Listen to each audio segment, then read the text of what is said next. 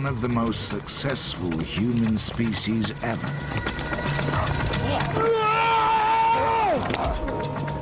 For 250,000 years, they dominated Europe, a continent ravaged by ice ages and stalked by wild animals.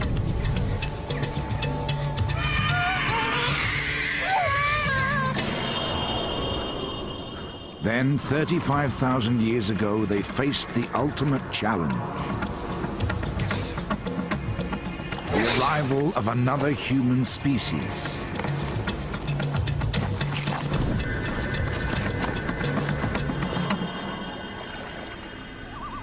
This is the story of the last time two different species of human shared this planet. Only one of them would survive.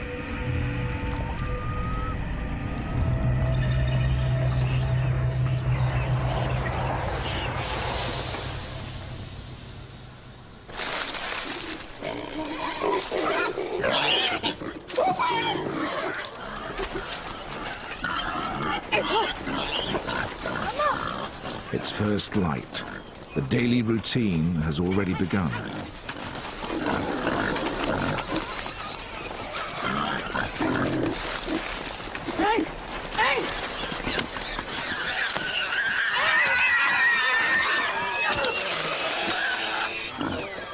The hunters are a formidable team, a mother and a daughter, driven by the instinct to survive. Their kill will provide food and much more besides.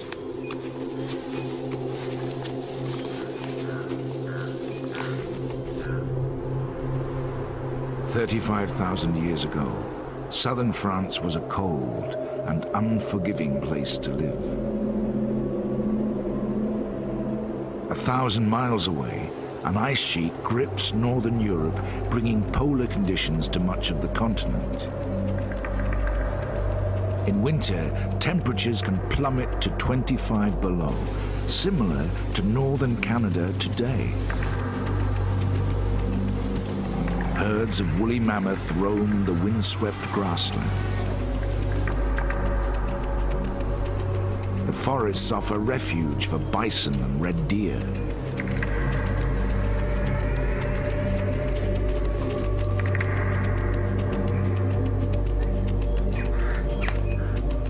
And limestone caves provide shelter for the people of this valley.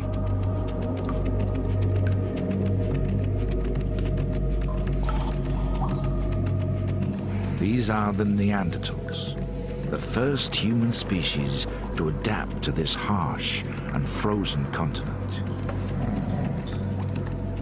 Their lives are among the toughest ever endured by human beings, but they are well equipped for survival here.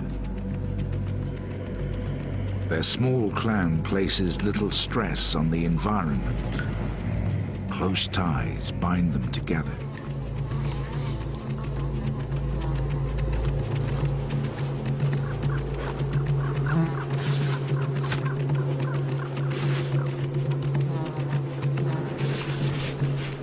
Protection from the freezing cold comes from animal skins, cleaned and worn as clothing.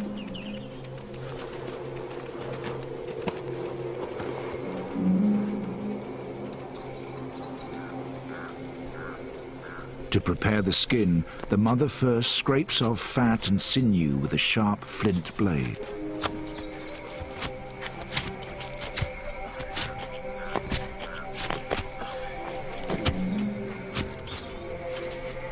She uses her teeth as a vice. Her face is designed to spread the stress evenly around her skull. Her teeth are worn from many years of use.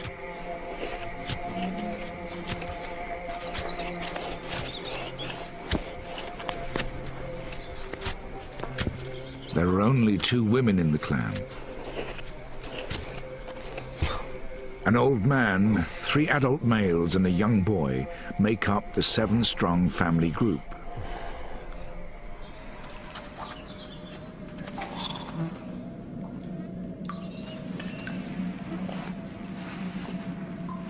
This cave is the center of their world. Within its walls, they sleep, eat, butcher meat, and even defecate.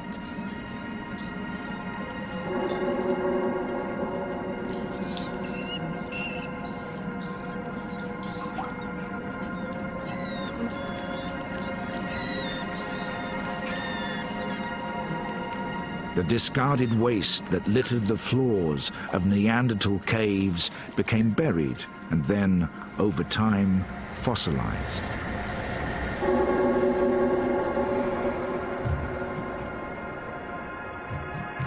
It has become priceless evidence that has revolutionized our vision of the Neanderthals.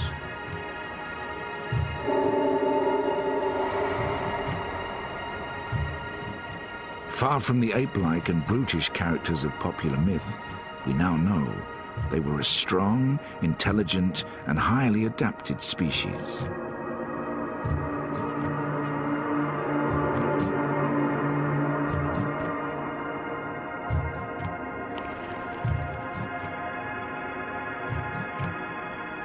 The latest scientific techniques have revealed incredible details about their lives.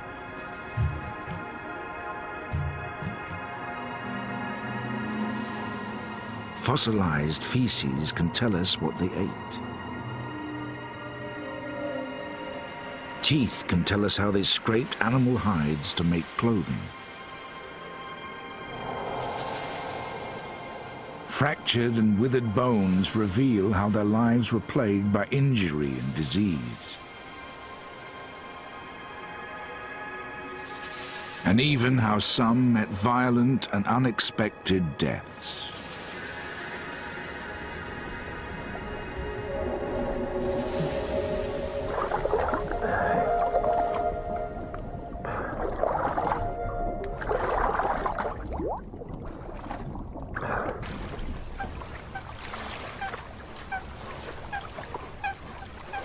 Two generations divide the old man and the young boy, but they have one thing in common. In this harsh climate, they are the most vulnerable.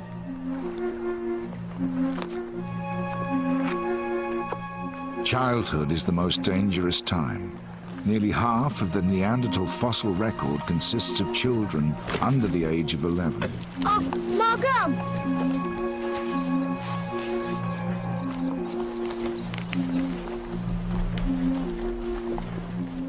At 5 years old, this boy has only just been weaned from his mother's breast. Yet his brain is the size of a modern-day adult. His physical skills are advanced.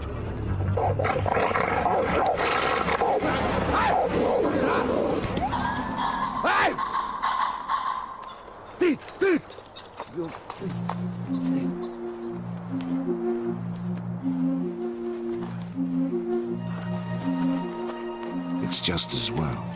In an environment like this, you either grow up quickly or you die.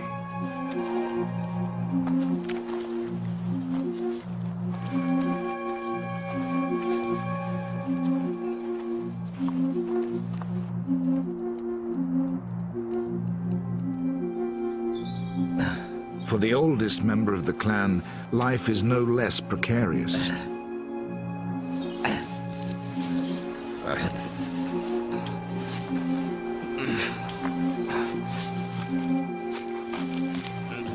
He's 43 years old, but injury and exertion have broken his body, hastening old age. Already he's living on borrowed time. 4 out of 5 Neanderthals never get to see their 40th birthday.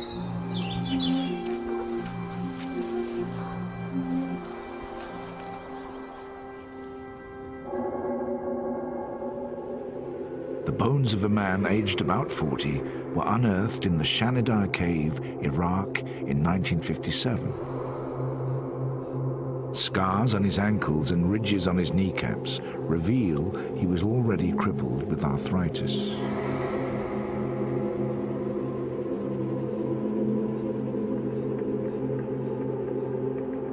He had multiple fractures to his upper right arm. Paralyzed and misshapen, it had withered to a fraction of its normal size. Here it lies alongside a normal, healthy bone. The lower half of the arm is completely missing, severed above the elbow by some traumatic event in his life.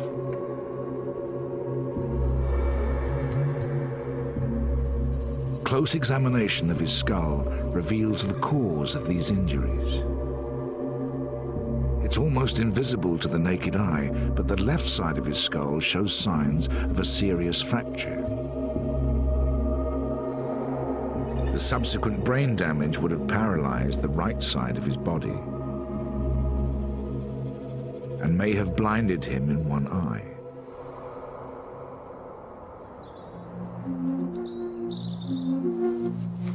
Corn. Done. For the old, there are few concessions in this brutal world. If he is to stay with the clan, he needs to pull his weight.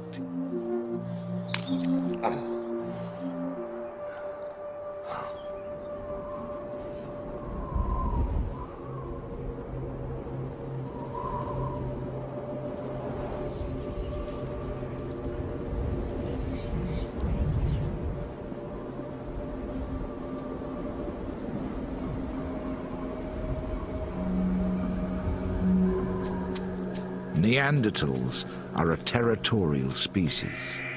This clan's territory is around 27 square miles, the range of an average day's hunt. Some distance from the cave, the clan's 3 brothers have picked up the scent of prey.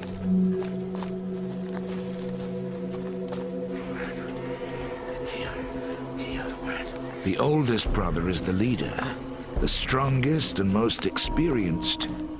He orchestrates the hunt.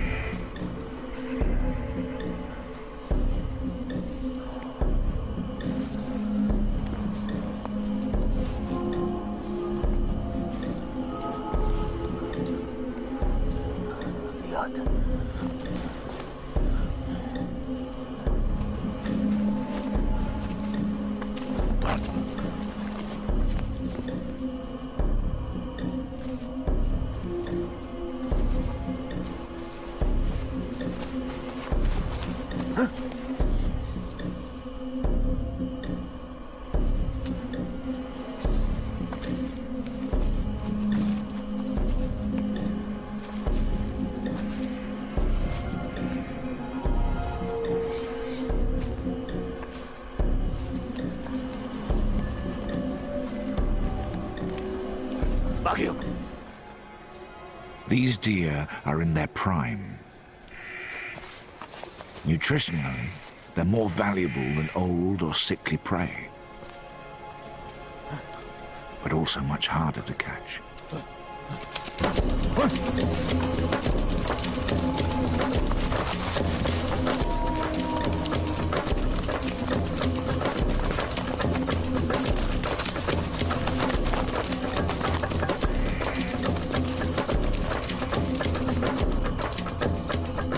The Neanderthals' world was much smaller than the one we know today.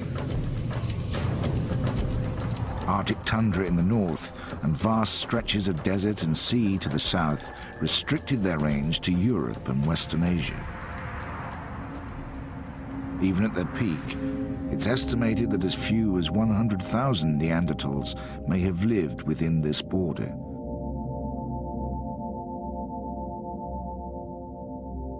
Bones and artifacts have been found as far south as Israel, in Uzbekistan and the Ukraine in the east, in Poland, Germany, and even Wales in the north, to Portugal in the far west.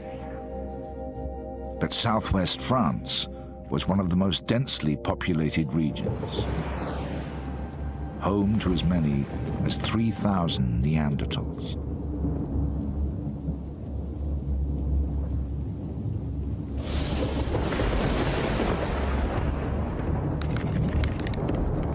hunt has not been successful.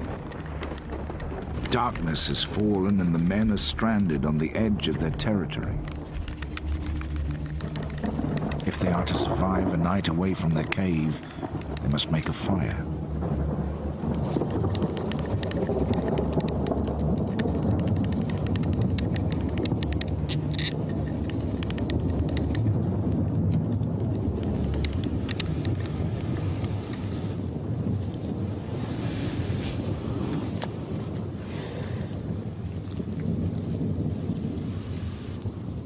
Neanderthals were not the first to use fire. It had been known to humans for over 500,000 years.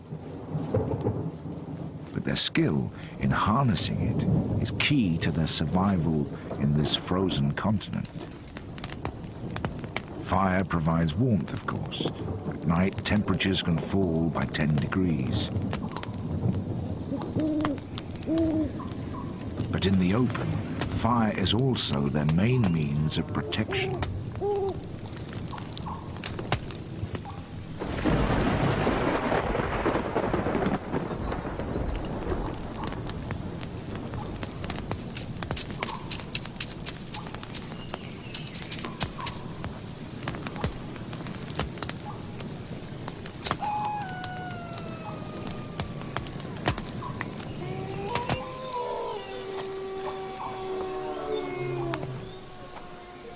Leopards and wolves, cave lions and bears stalk this part of France.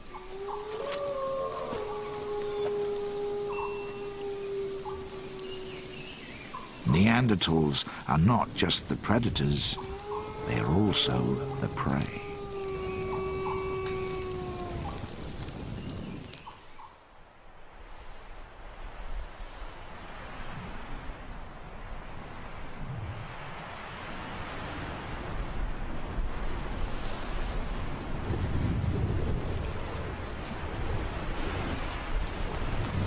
Early next morning, the hunt begins again.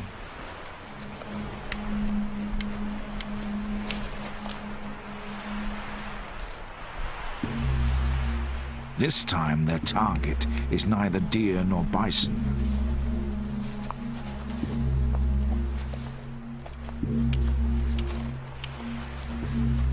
On the border that divides their territory from the next, the brothers have stumbled upon another kind of prey.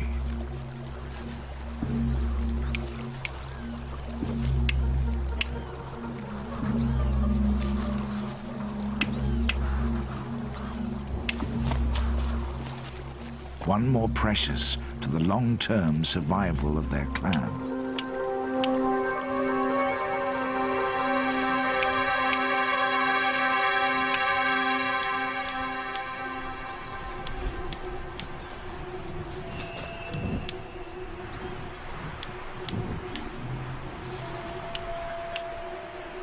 The size of their caves and the debris unearthed within them suggest that Neanderthals lived in very small groups, perhaps no more than 25, and sometimes as small as 8.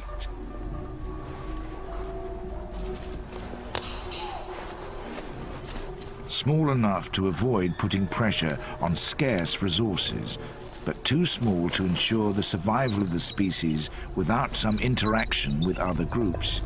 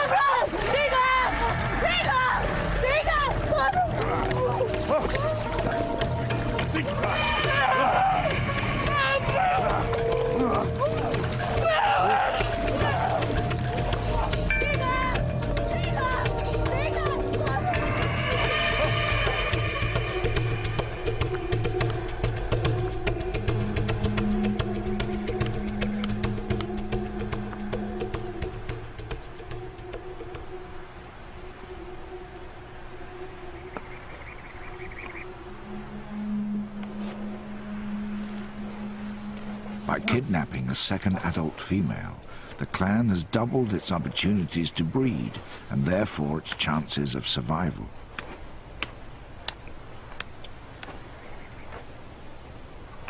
The fact that Neanderthals were territorial makes it likely they were male kin bonded, organized around fathers, brothers and sons. It's a giant. Women were probably transient, moving from clan to clan.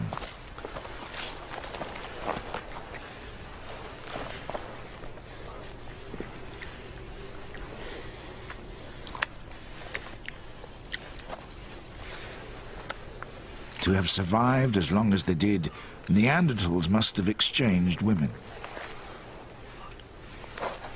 Some of these exchanges may have been voluntary. But in such a closed society, it's likely that some encounters were like this one, forcible and potentially violent.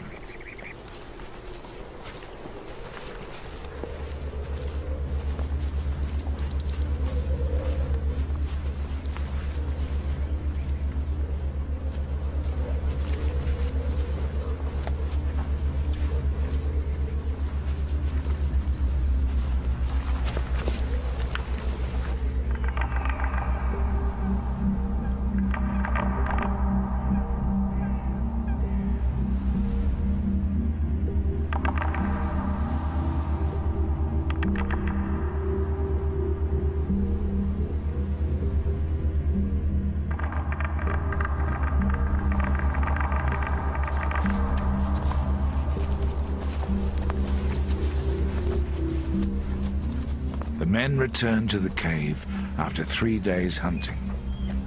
It's the J. It's the J-Lo.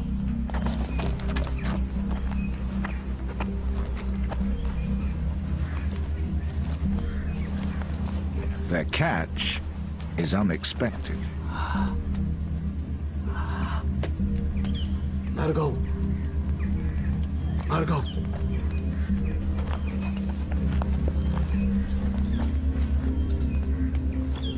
To the dominant female, the newcomer poses a threat to her position in the clan. She must quickly assert her authority.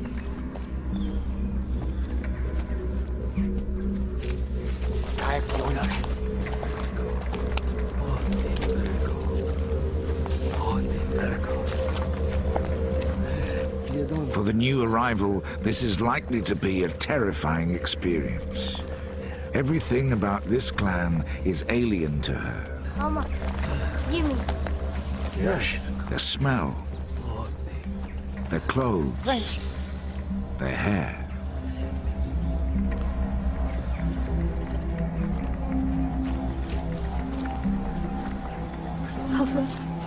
Even their language.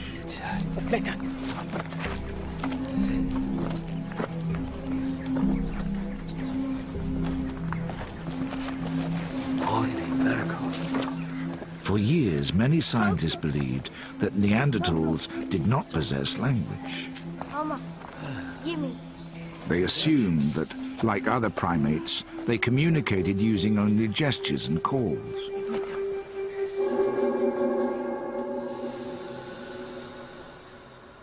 Until quite recently, research on Neanderthal skulls supported this idea, suggesting that their mouth and throat were so different from ours that they probably couldn't speak as we do.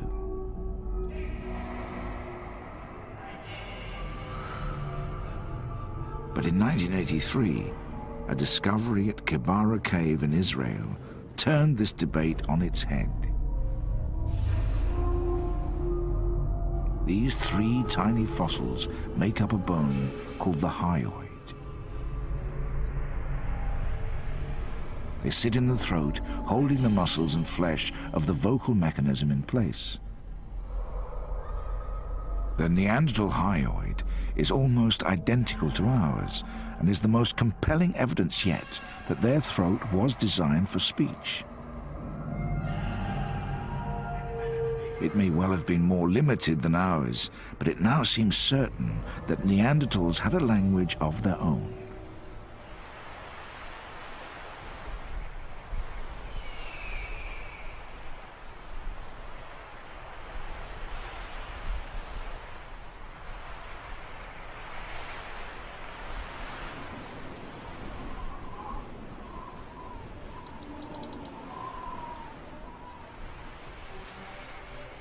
The lives of the Neanderthals are dominated by the need to secure food. At the age of 11, the youngest woman in the clan has not been hunting for long. Her prey is small, but it's fast, and she has to be skillful.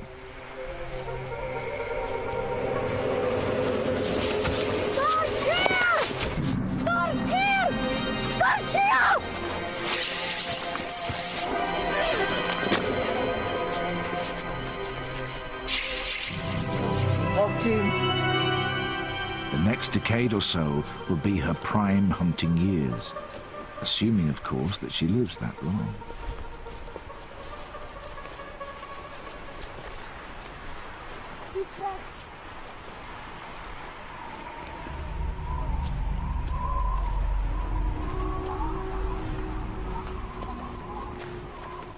The Neanderthals' world is a dangerous one. Almost all the adult fossils discovered so far reveal some kind of serious injury.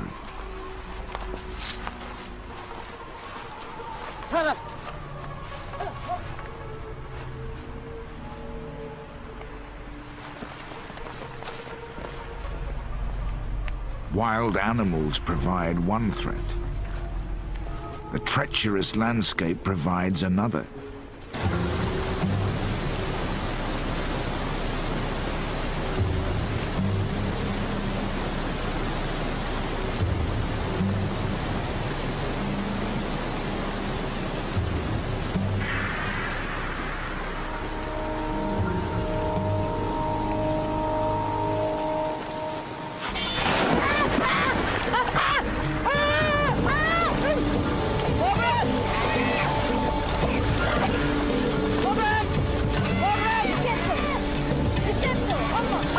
Meltwater from snow has swelled the volume of the river.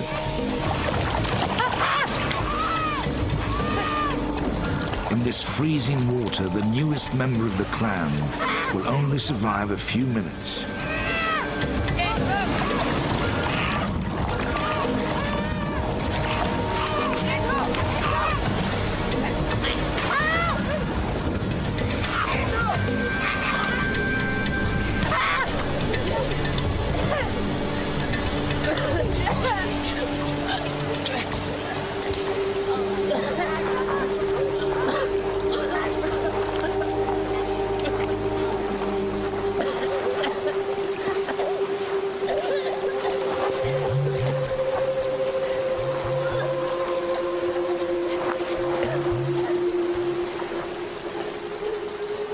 This rescue has a selfish motive. The clan need the new female too much to let her die. Without them, she stands little chance of survival. This interdependence has helped the Neanderthals to master their environment. But now the dominance of Europe is under threat.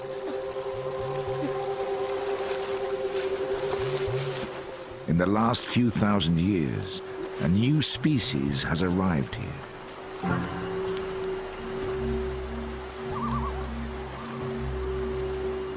For the first time, these Neanderthals are not alone.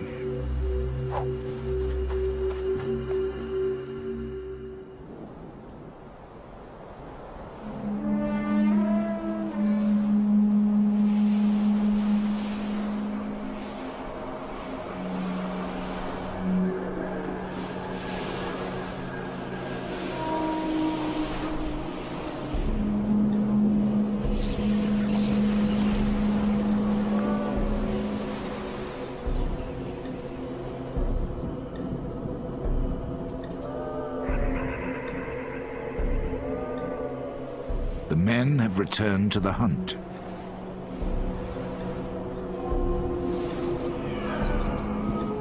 As Neanderthal spears were not designed for throwing, killing must be done at close quarters.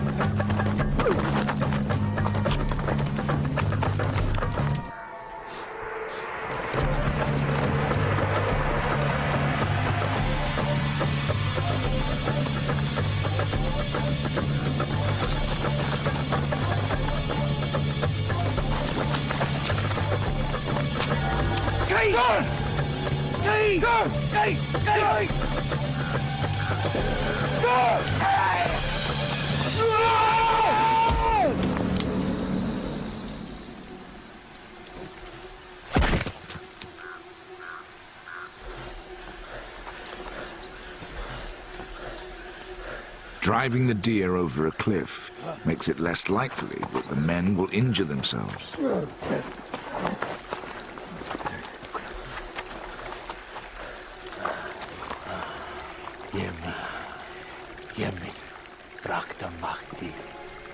A debilitating injury could be the difference between life and death, not just for the individual, but for the whole clan.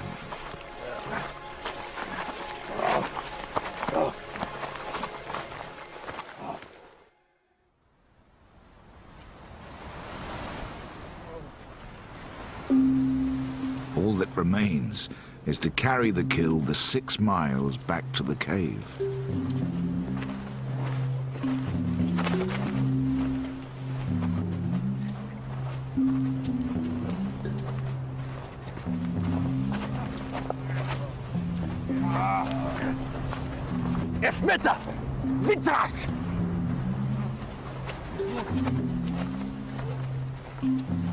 But Neanderthal bodies are powerhouses.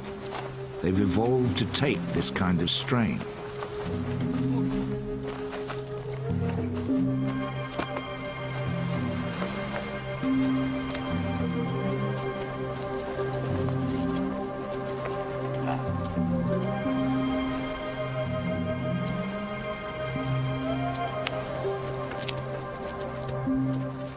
The glaciers of Europe not only shaped the landscape, but the features of the Neanderthals who lived here. Their bones grew strong in direct response to the stress they were subjected to. The walls of Neanderthal leg bones are particularly thick. Joints around the elbow, hip and knee are also enlarged. Shaped by the habitual pressure of living life as a Neanderthal, they also show signs of bowing. Seen in contrast to the modern leg beside it, Neanderthal bones are not just thick and bowed, they're much shorter than our own.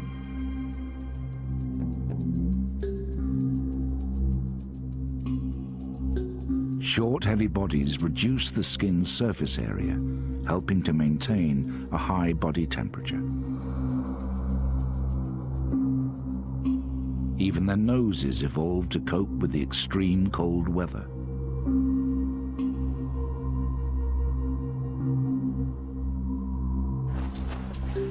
Their nasal cavities are larger than our own and contain extra capillaries and mucus to warm and moisturize the air, preventing damage to fragile internal tissue.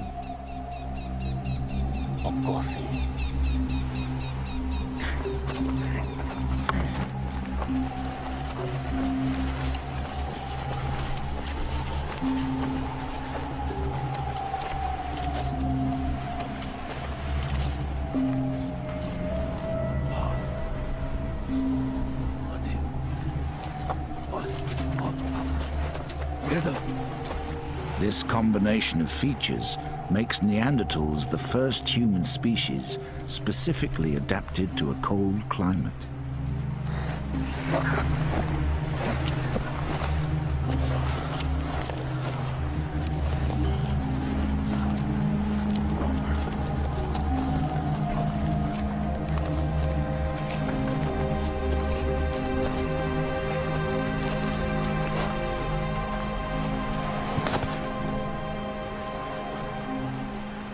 To our eyes, their faces may look ugly, but they are a triumph of evolutionary adaptation.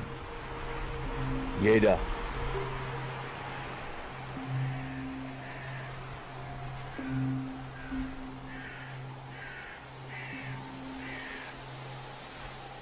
Now, the Neanderthals face a threat for which evolution has not prepared them.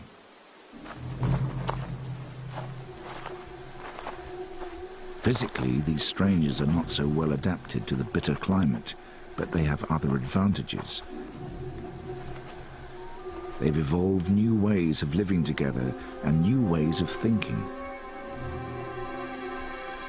They are Homo sapiens, known in Europe as the Cro-Magnons. They're distantly related to the Neanderthals.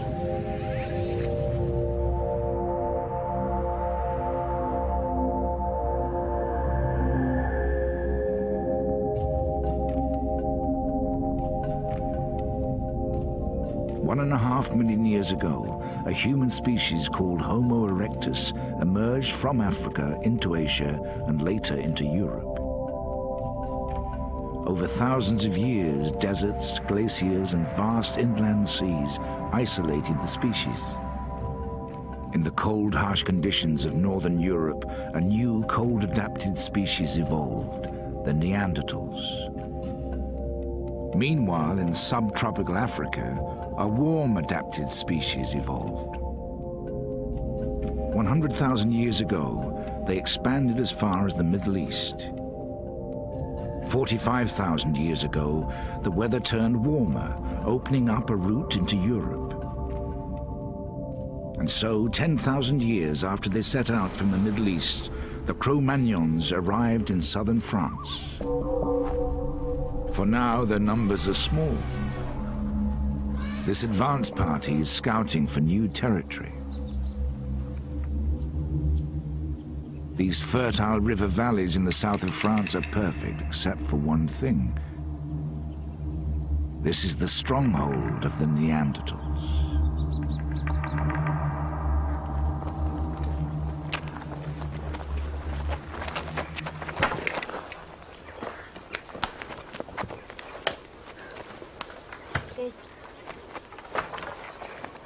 The fresh kill is a welcome sight.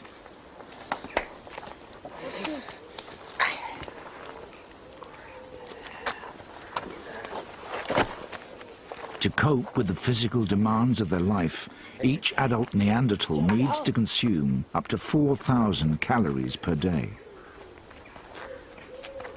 In the depths of winter, this can rise to as much as 7,000 calories, almost 3 times the amount we eat today.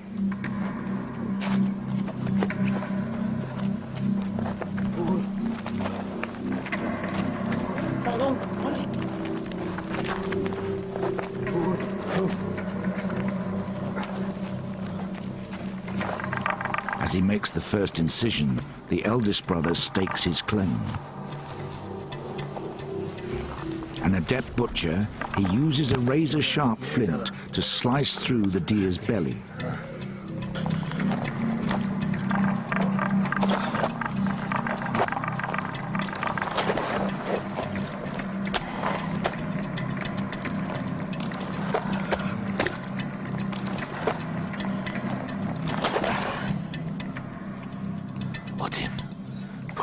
Today, meat makes up about 12% of the European diet.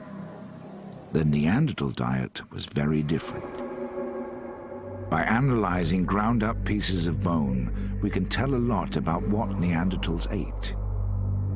Extremely high levels of carbon and nitrogen confirm that meat made up the bulk of their diet. Fossilized feces, known as coprolites, support this view. Coprolites have recently been unearthed in Gibraltar. Believed to be Neanderthal, they consist almost entirely of the remnants of meat. The meat has been well digested, suggesting that Neanderthals' bodies evolved specifically to cope with such a diet. Scientists now estimate that 85% of a Neanderthal's food was meat, on a par with carnivores like wolves. No part of this animal will be wasted. The skin will be worked to make clothing. Sinew will be dried and used as rope. The skull will be smashed open to get at the brain, the tongue, and even the succulent eyeballs.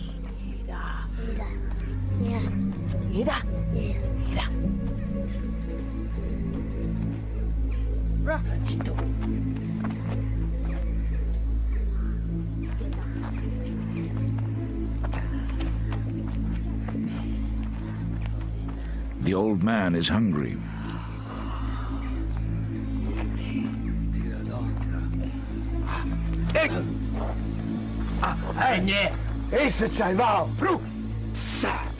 But his position within the pecking order means he has to wait his turn.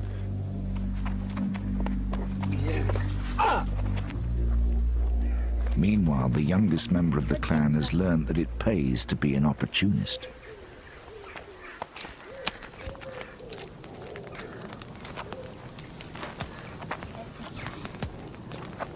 Inside the cave is a dumping ground, where the younger brothers butcher the deer.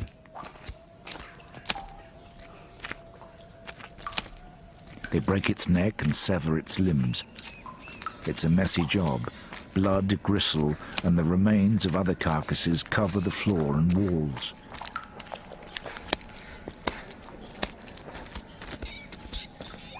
But better to do it here than outside, where the smell of fresh meat could attract predators.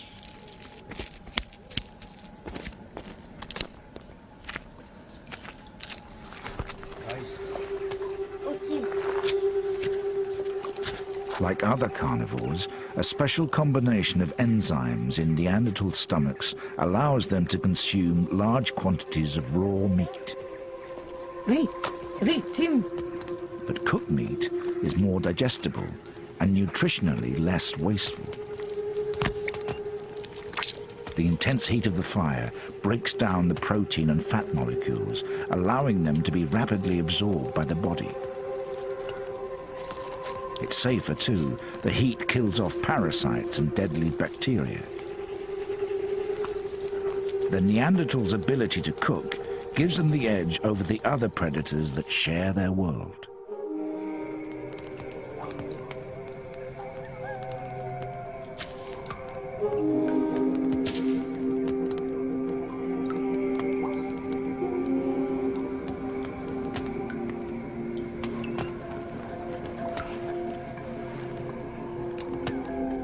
Grooming is the glue that bonds the clan together. It's a form of communication, demonstrating loyalty, affection, and trust.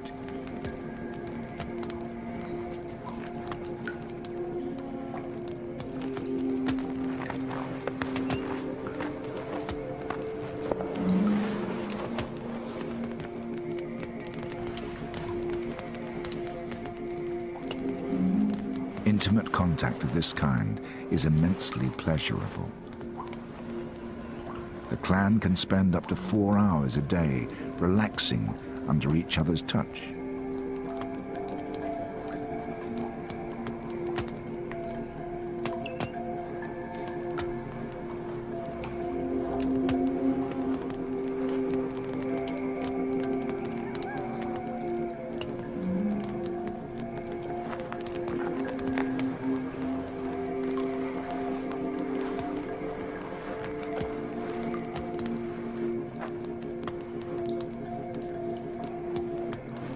These strong emotional ties have forged the clan into a resilient, self-sufficient unit.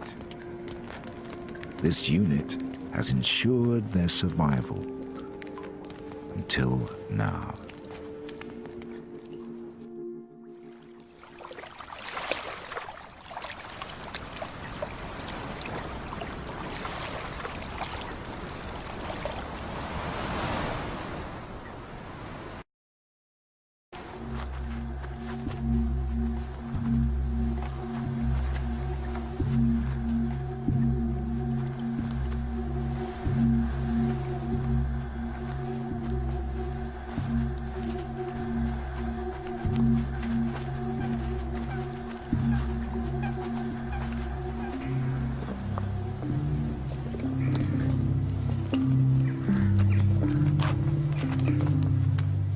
The strengths which have sustained the Neanderthals for thousands of years are about to become weaknesses.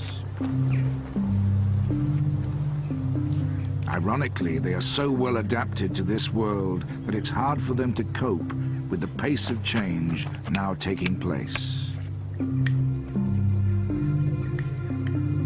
The the small size of their clan makes them vulnerable. Limited language skills make it hard for them to seek alliances with others. And their self-sufficiency blinds them to the threat that is now closing in.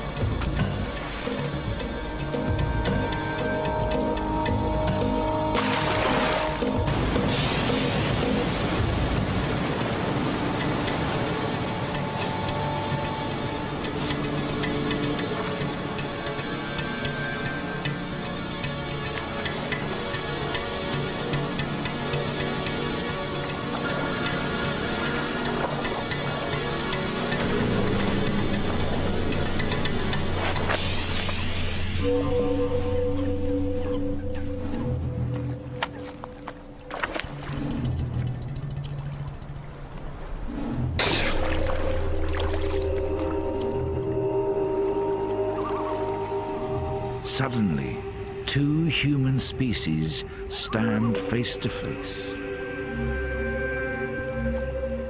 How will they react to each other? In this harsh world, is it possible for them to coexist?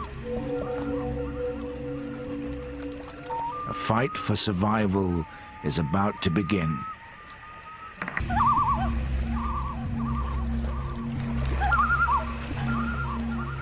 Nothing in this Neanderthal's life could have prepared him for this encounter.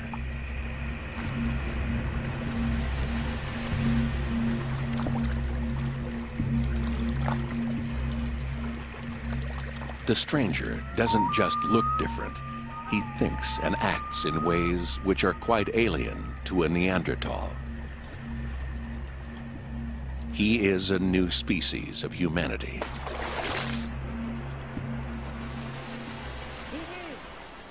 A Homo sapien, known in Europe as a Cro-Magnon.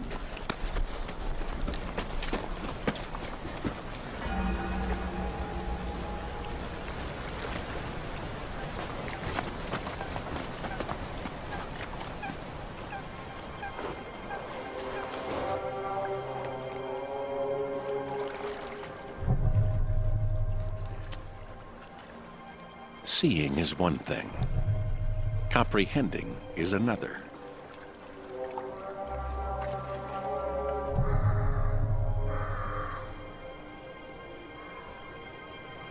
Alt 4. 4. 4. Alt. Alt 4. 1. 1. We can't know exactly how Neanderthals reacted to their first sight of Cro-Magnons. Ito. Ito. Ito. Ito. Ito. Ito. Tia. Akutu. Akutu. Nijimi. But coming from such a sheltered world, it may be that they simply did not understand the significance of what they saw.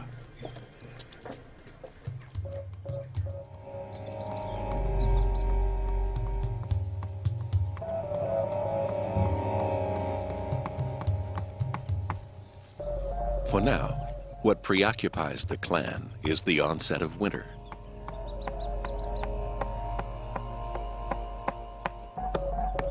They are one of the smaller clans living in this part of France. The old man and the young boy, 3 adult men and 3 women are the entire family group.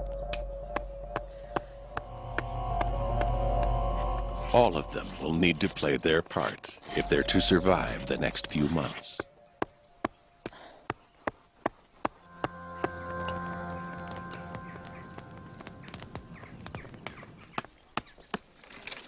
This hazel branch will make an excellent spear.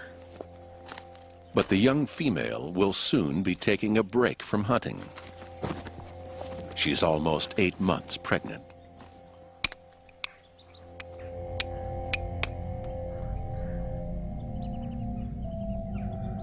The Neanderthal toolkit consisted of around 6 types of tool, all geared to more specific tasks than those of earlier humans.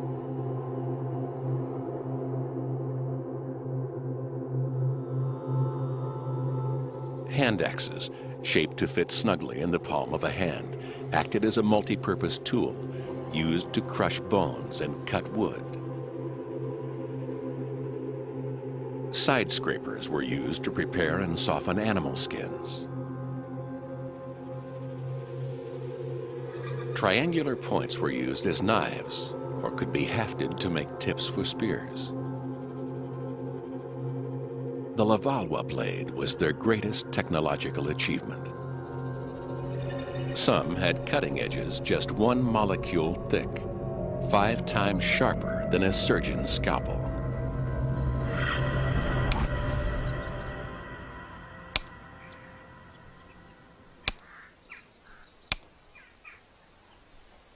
Within the clan, tool-making skills and knowledge are passed down from one generation to the next. There are subtle differences between the tools used by this clan and Neanderthals elsewhere in Europe. Proof that clans rarely interacted.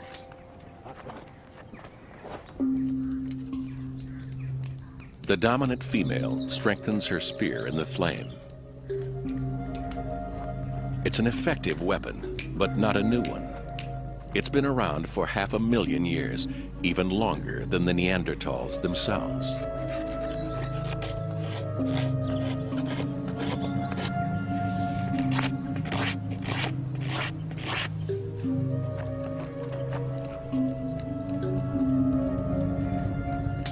The isolated existence of clans had a direct effect on their development.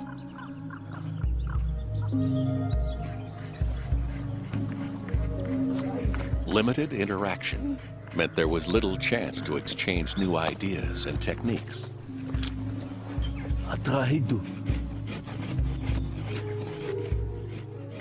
The result was that Neanderthal tools changed little in 250,000 years.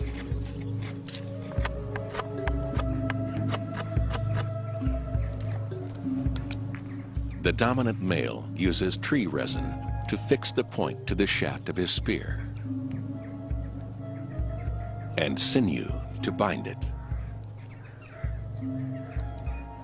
It's a sophisticated weapon, capable of lacerating the thickest hide, but it's too heavy to throw very far and exposes him to the dangers of close-quarter hunting.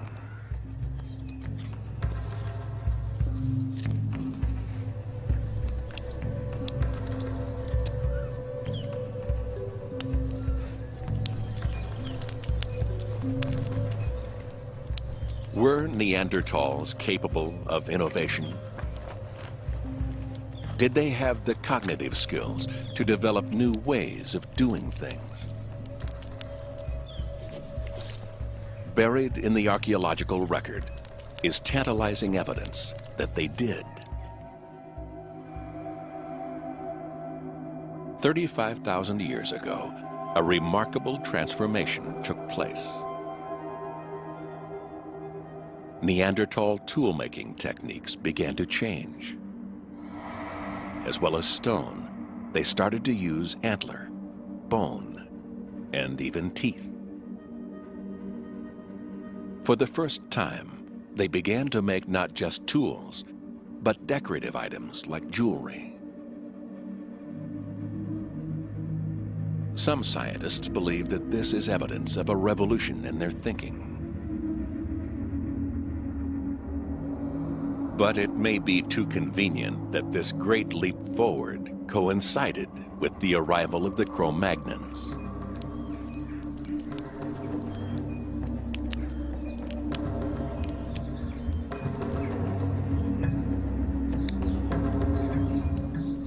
the Neanderthals may simply have been copying Cro-Magnon techniques without ever grasping what these signs and symbols really meant.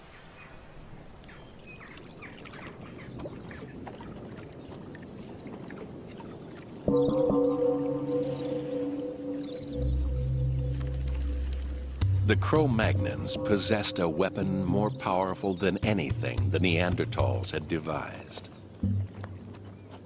A brain which, while no bigger than a Neanderthal's brain, was capable of new ways of thinking.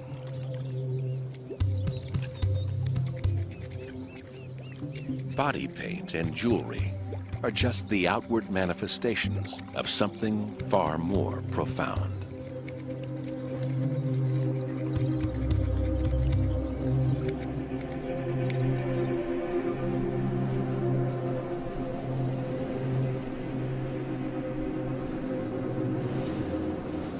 Winter has arrived. Red deer have migrated south in search of warmer weather.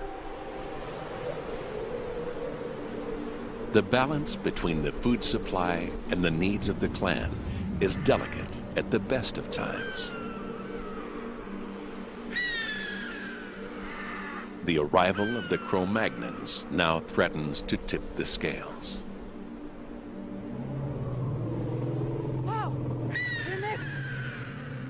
Food has become even more scarce.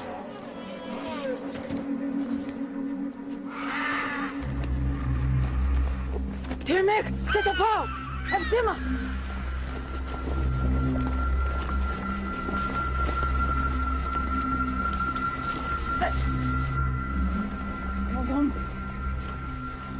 Killing a mammoth is a dangerous undertaking. For these women, one of them heavily pregnant, the risk is too great.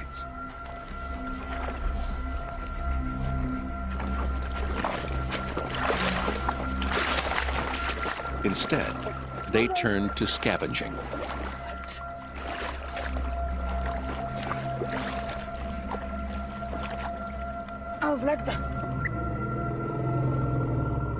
Scavenging meat is not ideal. An animal that's been dead for some time can harbor dangerous bacteria.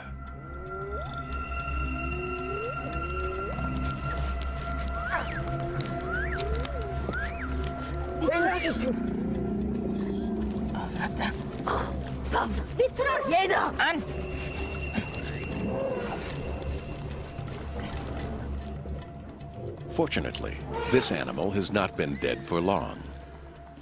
The freezing water has helped to preserve the meat.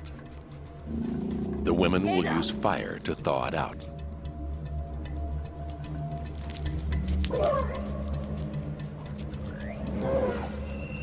Soon, other scavengers will be on the scene. The women must take what they can, and quickly.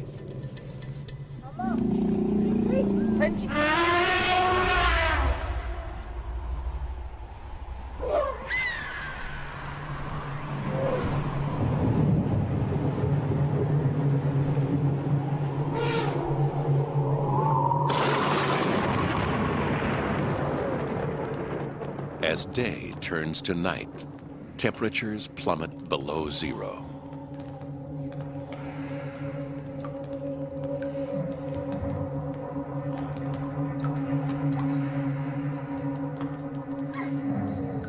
The men sleep within the confines of the cave, warmed by the heat from 2 fires.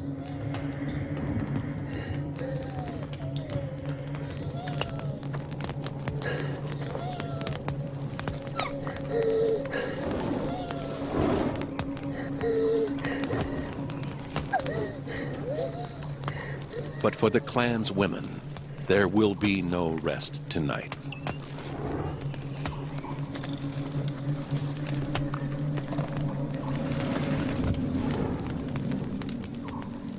Outside, the young female has gone into labor.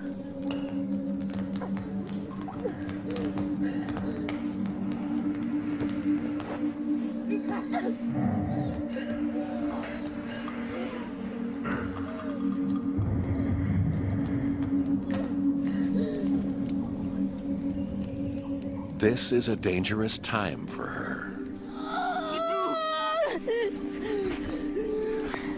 Neanderthal babies were bigger than babies are today. Fortunately, Neanderthal women had childbearing hips. The size and structure of their pelvis even makes it possible that they had a larger birth canal than women today. Nevertheless, the pain is still intense.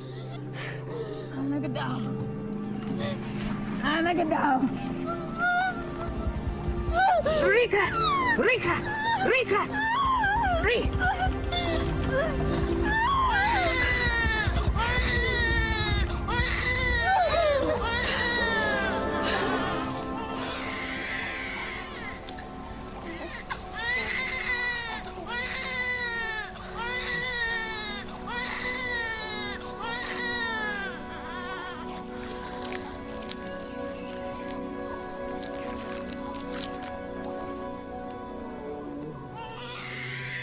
The baby has been born safely.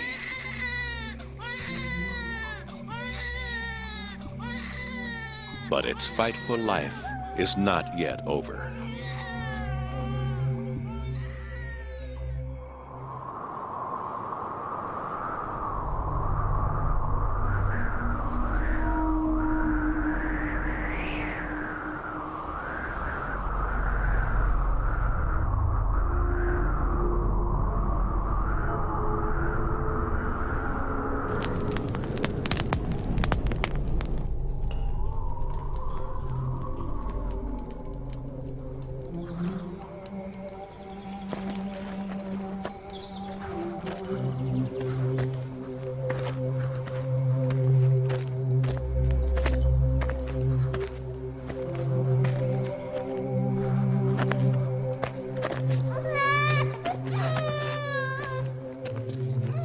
The baby has arrived in the depths of winter.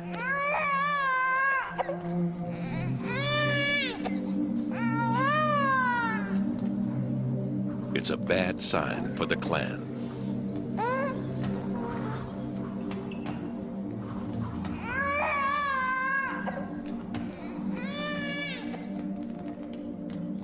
The new mother will breastfeed her child for the next 5 years. Breastfeeding is nutritionally expensive. She'll need around an extra 1,000 calories a day to produce enough milk for her baby.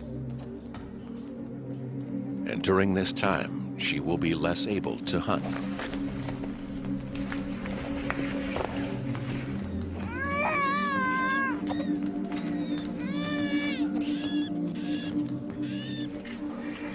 The group will have to provide for her.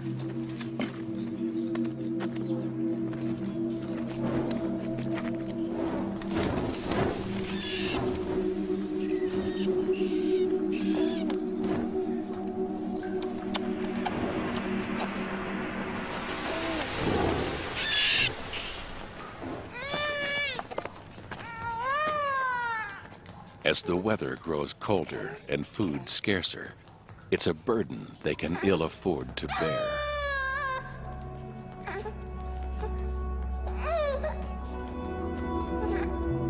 Nearly half of Neanderthal children died before reaching adolescence. Fragments of skeletons and skulls, many with their adult teeth still not descended from their gums, make up much of the fossil record.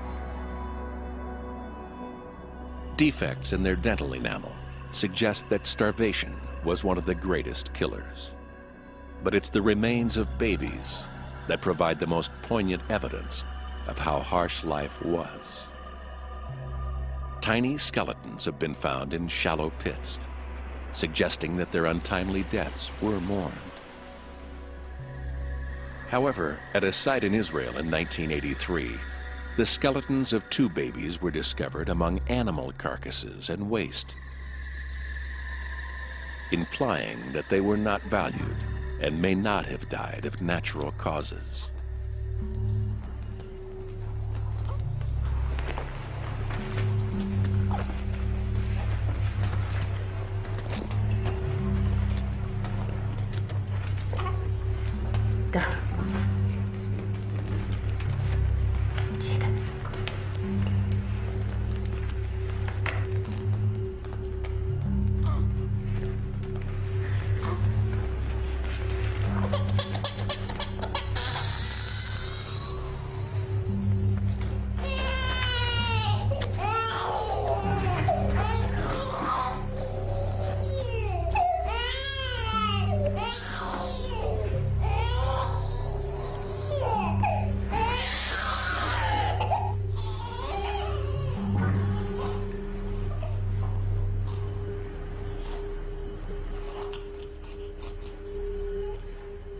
Infanticide may seem brutal, but in some hunter-gatherer groups, it has been known as an established method of birth control for hundreds of years.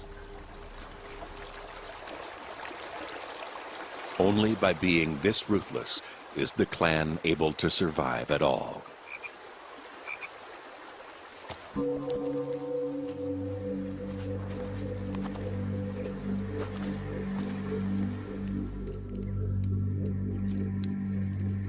Now, the balance between life and death is becoming even more fragile.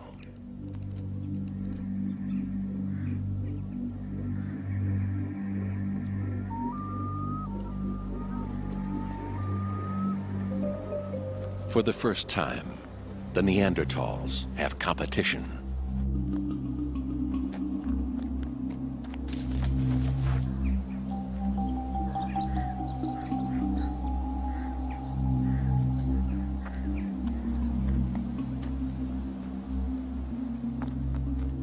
The Cro-Magnons have different strategies for survival.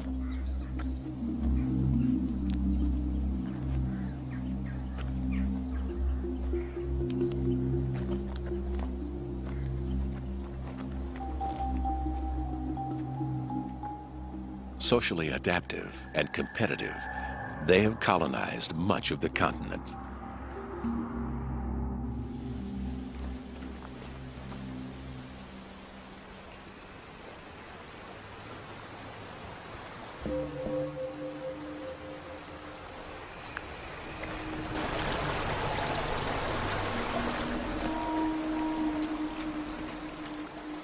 Small and self-sufficient, the clan is unlikely to seek confrontation with the Cro-Magnons.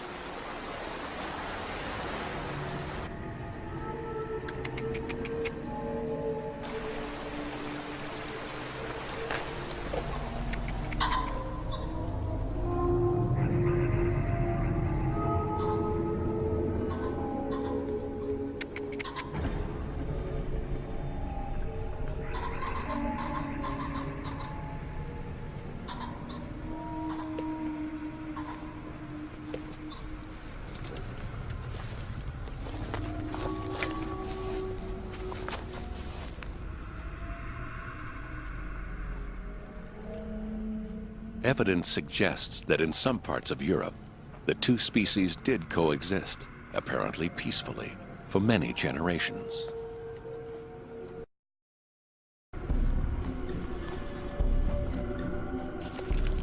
However, in this part of France, the shift from Neanderthal to Cro-Magnon settlements was much more dramatic.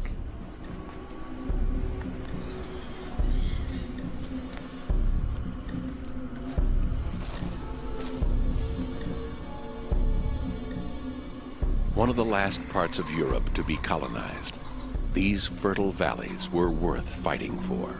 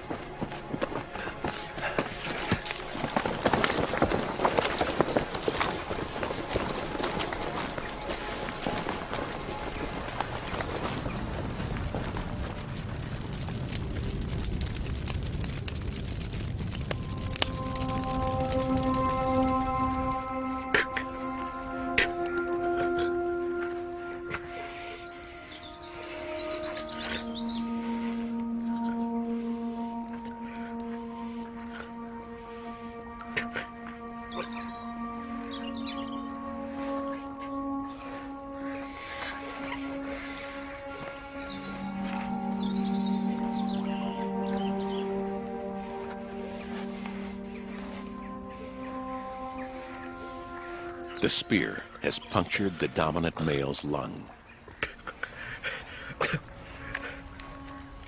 He's lost a lot of blood, and his life hangs in the balance.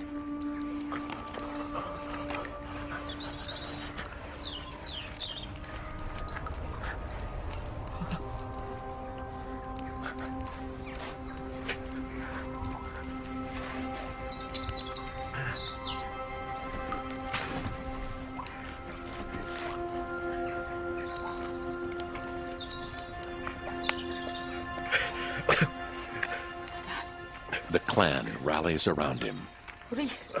Their whole future is at stake.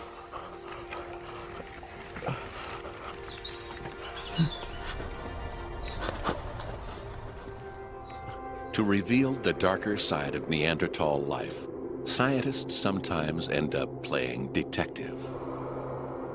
Even a single bone can yield a treasure trove of secrets.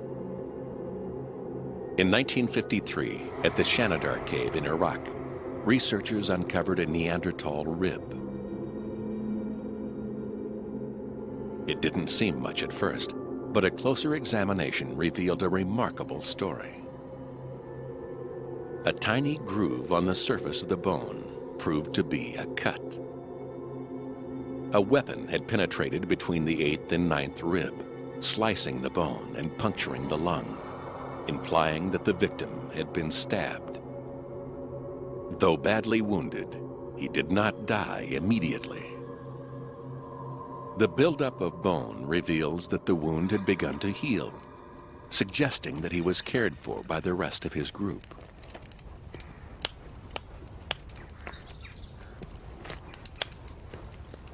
The members of the clan know a great deal about the healing properties of plants.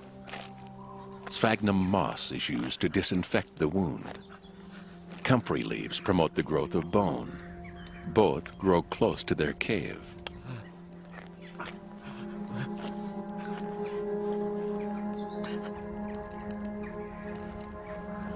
But with an injury this serious, there's only so much they can do.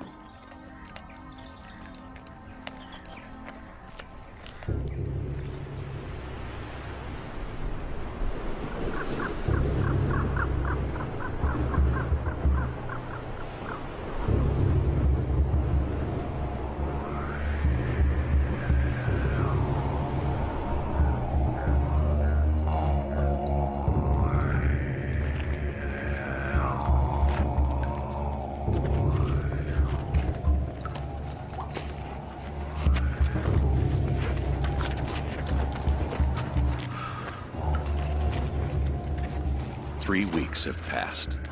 The dominant male is dead.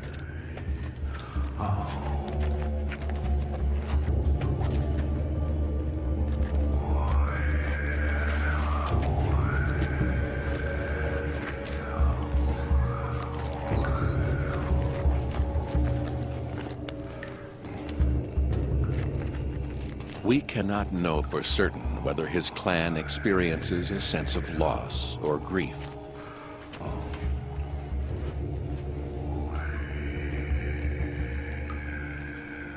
Or whether they have any sense of an afterlife.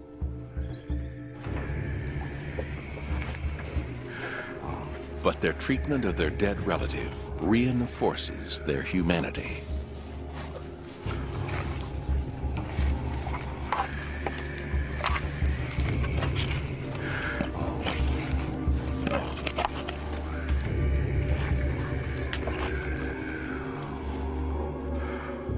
A partial skeleton lies in a shallow pit in the floor.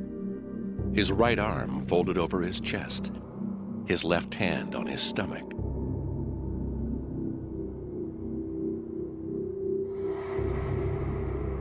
A classic burial position.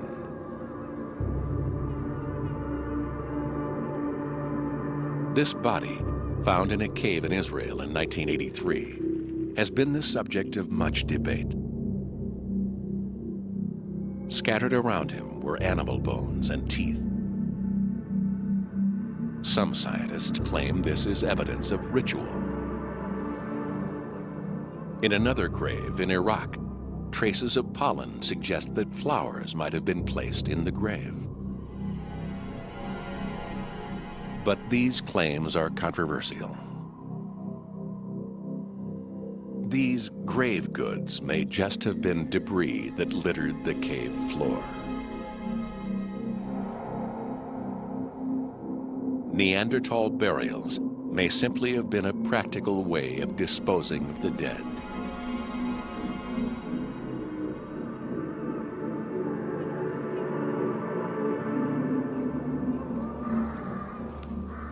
Or was it something more humane?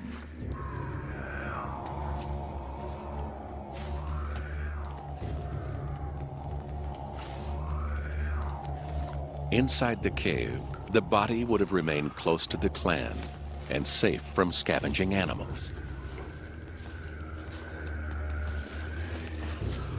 With their leader dead, the dominant role now falls to his younger brother. He faces a tough choice.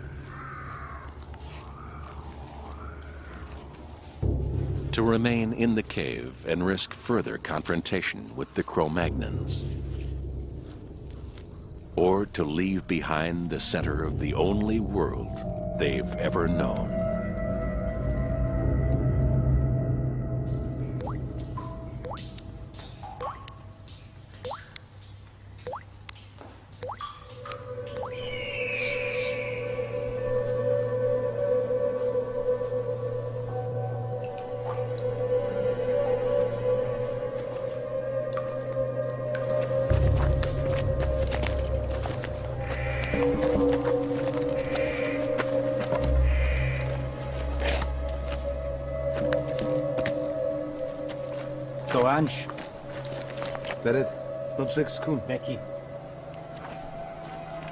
The Cro-Magnons take over the deserted cave. They'll use it as a temporary settlement until the rest of their group arrives.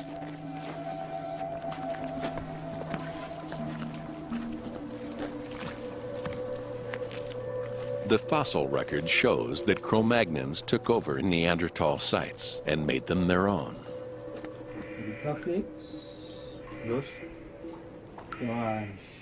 Now, modern man has arrived. For the Neanderthals, there is no way back.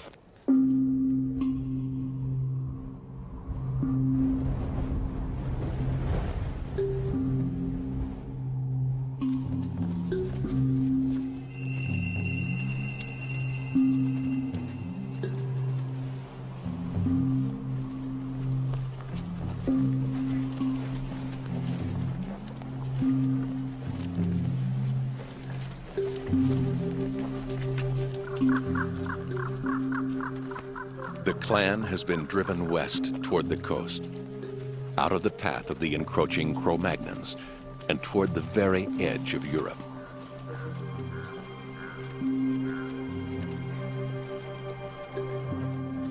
This is uncharted territory for them.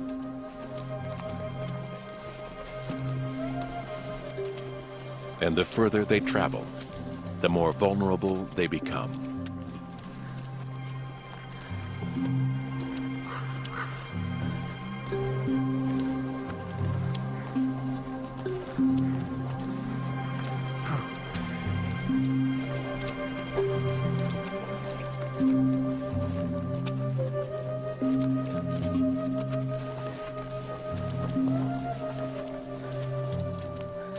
For the young female, the group's newest recruit, this is a journey too far.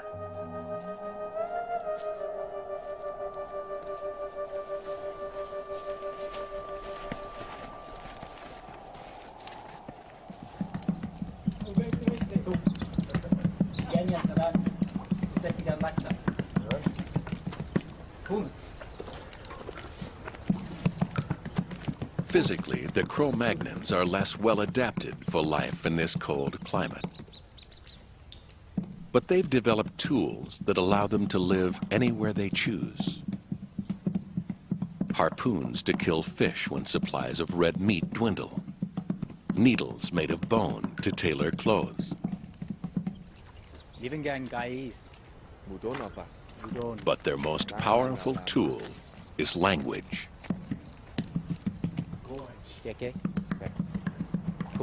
Unlike the Neanderthals, the language of the Cro-Magnons is rich and more complex.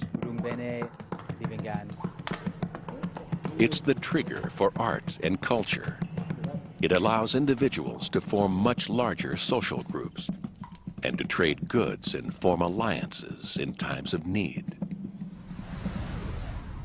These new ways of living had devastating consequences for the Neanderthals. At their peak around 50,000 years ago, an estimated 100,000 Neanderthals lived within this border. But the spread of modern man from Africa and the Middle East was relentless. In groups of up to 100 individuals, the Cro-Magnons colonized Europe's prime locations, monopolizing resources. The Neanderthals were forced out of their valleys onto the inhospitable mountain plateaus of Croatia and the Crimea, and west onto the rocky coastlines of Portugal, Spain, and France. By 35,000 years ago, their numbers had dwindled to a few thousand.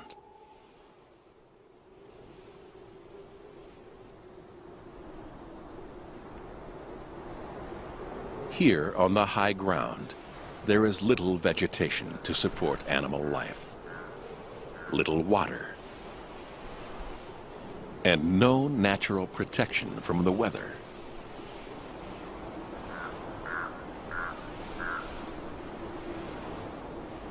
With wind chill, temperatures can be 30 degrees colder than in the river valleys below.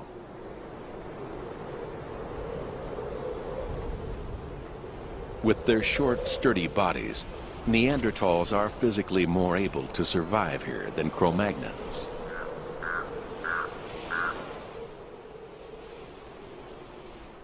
But nothing in their evolutionary past has prepared them for this impoverished existence.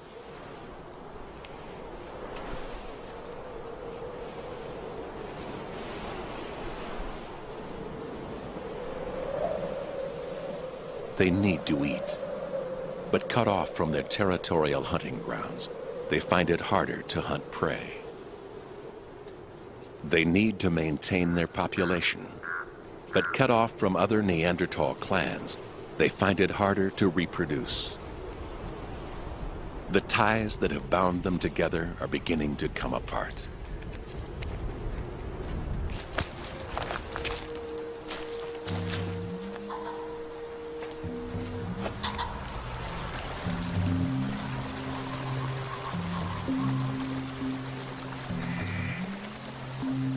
Strong, close-knit, isolated, self-sufficient.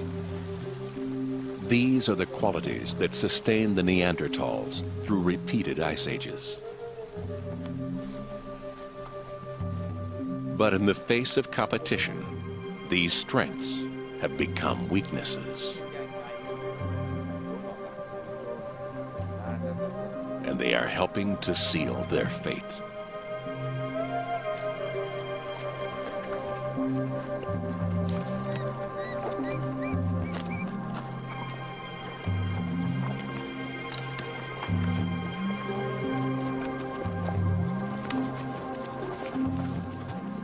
When the end finally came, it wasn't genocide or even a natural disaster. It was something much less dramatic.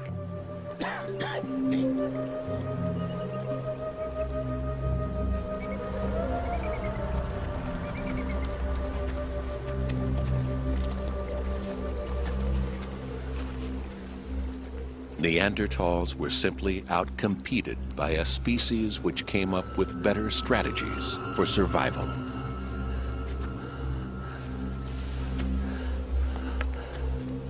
It wasn't even inevitable.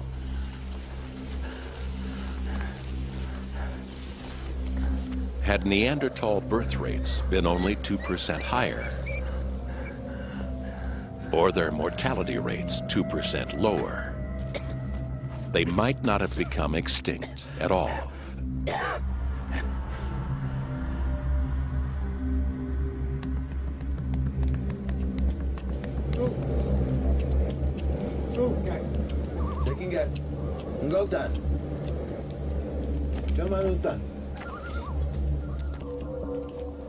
There may, however, be one final twist to this evolutionary tale.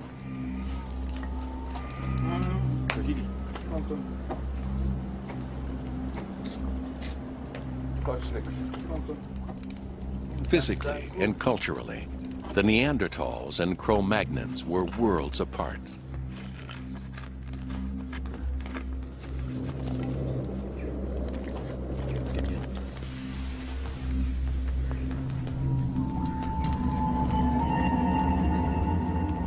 Two separate species.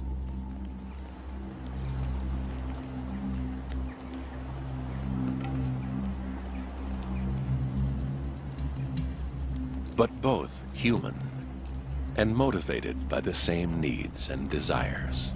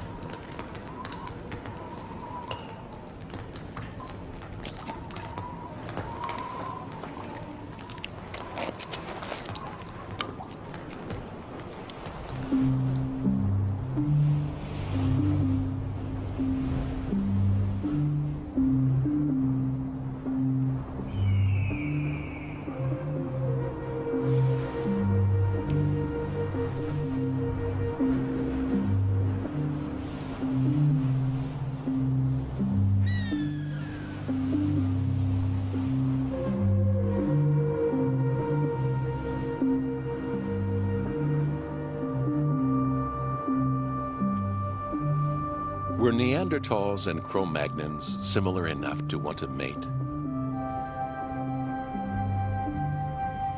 And even if they did, were their genes similar enough for a child to be the result? We'll probably never know.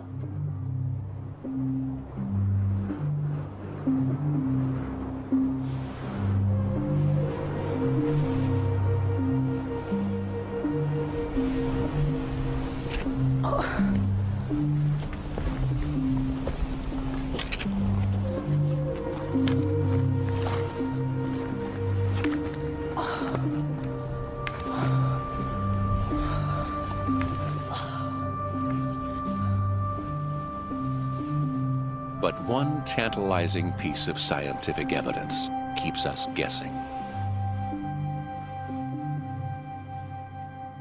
In 1998, in Portugal, archaeologists unearthed the remains of a 4-year-old child. Its body had been stained with red ochre and buried in a shallow pit. Deer teeth and a pierced shell were found close to the child's body. Small front teeth and the pointed chin seemed to confirm that this was a Cro-Magnon child. But the rest of the skeleton tells a different story. The limbs were short and strong, like those of a Neanderthal. Yet the Lapido child died about 3,000 years after Neanderthals are believed to have become extinct. Could this child be a hybrid, half Cro-Magnon and half Neanderthal? Scientists are still undecided.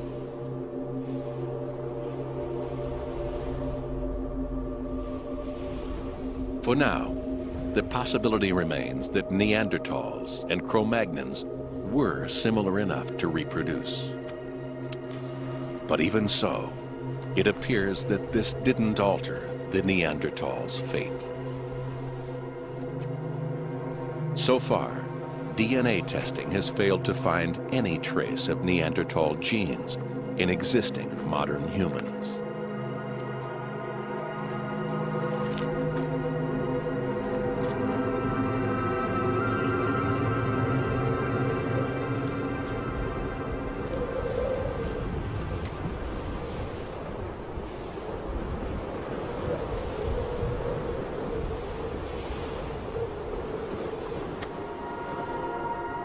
Around 30,000 years ago, in the remote outposts of southern Spain and Croatia, the last Neanderthals died, leaving only one human species, Homo sapiens, to inherit the Earth.